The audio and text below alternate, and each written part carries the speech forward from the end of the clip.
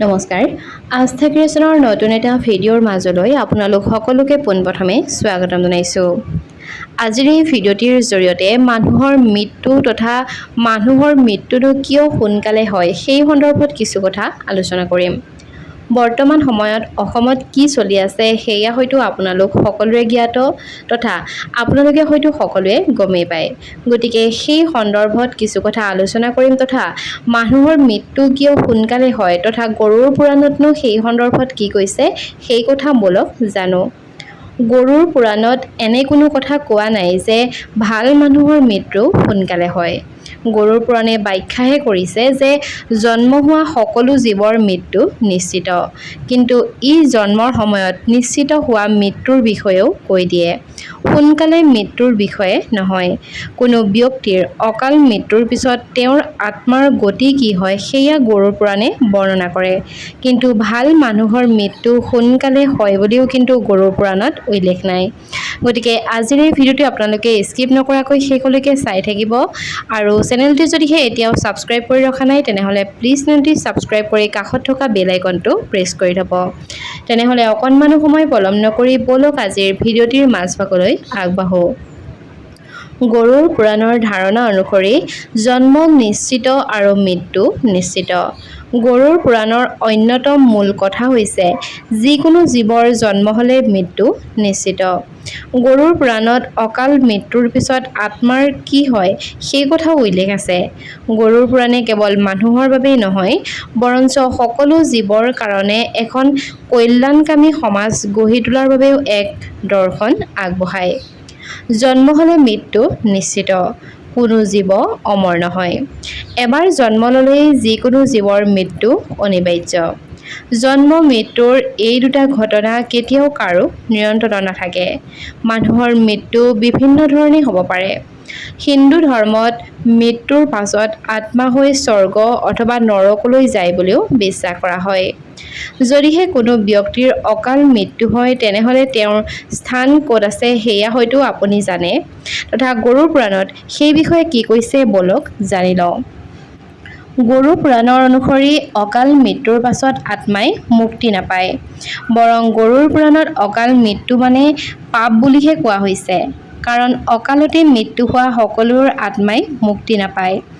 অকাল মৃত্যুৰ সাৰমৰ্ম হ'ল স্বাভাৱিক সময়ৰ আগতে হঠাৎ নাইবা অস্বাভাৱিক কাৰণত হোৱা মৃত্যু। বহুলোকৰ জীৱন শেষ হোৱাৰ আগতেই মৃত্যু হয়। আত্মহত্যা, দুৰ্ঘটনা, বিষক্ৰিয়া, জুই নাইবা ডুব যোৱা নাইবা সাপে কামোৰা ইত্যাদিকে অকাল মৃত্যু হিচাপে গণ্য কৰা হয়। অকাল মৃত্যু হোৱা ব্যক্তিৰ আত্মাই নানা কষ্ট ভোগ কৰিবলগীয়া হয়। এই কথা গৰুড় পুৰাণত কোৱা হৈছে। অকাল মৃত্যুৰ অৰ্থ হৈছে সেই আত্মাৰ আয়ুস অসম্পূৰ্ণ। আচলতে এইবোৰ ক্ষেত্ৰত আত্মাৰ জীৱন চক্ৰ সম্পূৰ্ণ নহয়, যাৰ বাবে সেই আত্মাই স্বৰ্গত উপনীত হ'ব নোৱাৰে। তাৰোপৰি নৰকতো ইয়াৰ কিন্তু স্থান নাই। জন্ম মৃত্যুৰ বিষয়ে গৰুড় পুৰাণত বহুতো চাঞ্চল্যকৰ তথ্য কোৱা হৈছে। ইয়াৰে এটা হৈছে মৃত্যুৰ পাছত আত্মা 13 দিন নিজৰ ঘৰতে থাকে।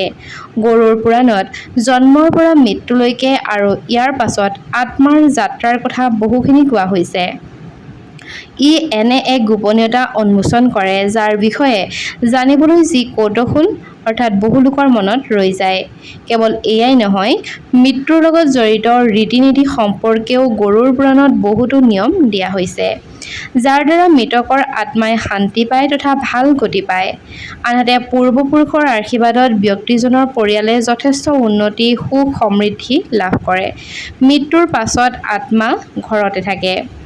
গৰুড় পুৰাণৰ অনুসৰি মৃত্যুৰ পাছত মানুহৰ শৰীৰত আত্মাটো 13 দিন নিজৰ ঘৰতে থাকে। সেইবাবে মৃত্যুৰ পাছত 13 দিনলৈ বহুতো ৰীতি নীতি কৰা হয়।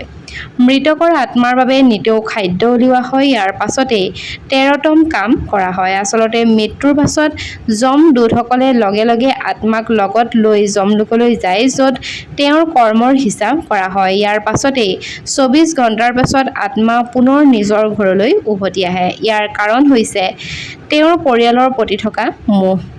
ইয়াত আত্মাই নিজৰ আত্মীয়ৰ মাজত বিচৰণ কৰে তথা মাতি থাকে, কিন্তু যেতিয়া পৰিয়ালে তাইৰ মাত নুশুনে তেতিয়া তাই অস্থিৰ হৈ পৰে। যিহেতু তেওঁৰ মৃতদেহ দাহ কৰা হৈছে, সেইবাবে তাই পুৰণি শৰীৰটোতো পুনৰ প্ৰৱেশ কৰিবলৈ সক্ষম নহয়। ইয়াৰ পাছতেই পিণ্ডদানৰ পাছত আত্মা যমলোকলৈ যায় বুলি বিশ্বাস কৰা হয়।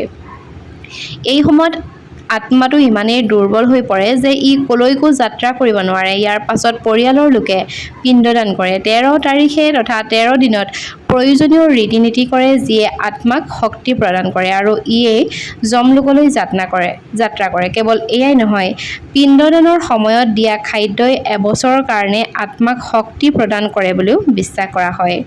সেইবাবেই পিণ্ডদানক অত্যন্ত গুৰুত্বপূৰ্ণ বুলি গণ্য কৰা হয়। আনহাতে যিসকলৰ আত্মাৰ বাবে পিণ্ডদান কৰা নহয়, সেই আত্মাক ত্ৰয়োদশ দিনা যমদূতে যমলোকৰ ফালে টানি লৈ যায়। ইয়াৰ বাবে মৃত ব্যক্তিজনৰ আত্মাই বহুত কষ্ট ভোগ কৰিবলগীয়া হয়। আনহাতে যিসকলৰ কৰ্ম বেয়া হৈ থাকে, তেওঁলোকৰ আত্মায়ো কিন্তু বহু বেছি কষ্ট পায়। মৃতদেহ জ্বলোৱাৰ সময়ত কিয় কৰা হয় কিছুমান নিয়ম, নাইবা চিতাৰ পৰিক্ৰমা কিয় কৰা হয় আপুনি বাৰু জানেনে? তেনেহ'লে বলক সেই কথাও জানি লওঁ। মৃতদেহত অগ্নি দিয়াৰ পাছত কিয় পাছলৈ ঘূৰি চাব নালাগে, সেই কথা বাৰু আপুনি জানেনে নাই? গৰুড় পুৰাণত মৃত্যুৰ লগত সম্বন্ধিত প্ৰশ্নৰ কিছু উত্তৰ দিয়া হৈছে। মৃত জীৱনৰ সত্য কি, যাক কোনেও আঁতৰাব নোৱাৰে।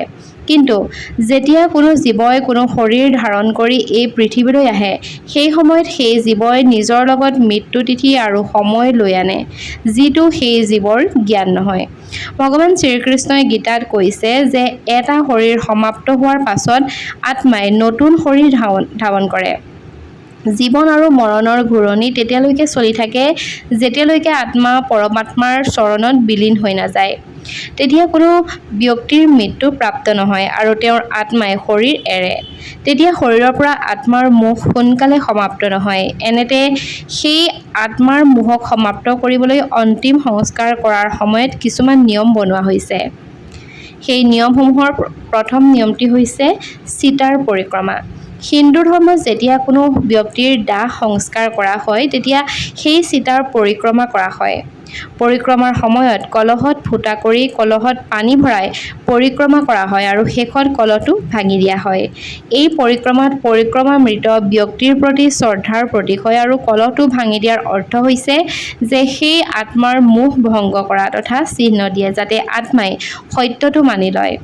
দ্বিতীয়তে হৈছে সামগ্ৰী কিছুমানৰ দান কৰা।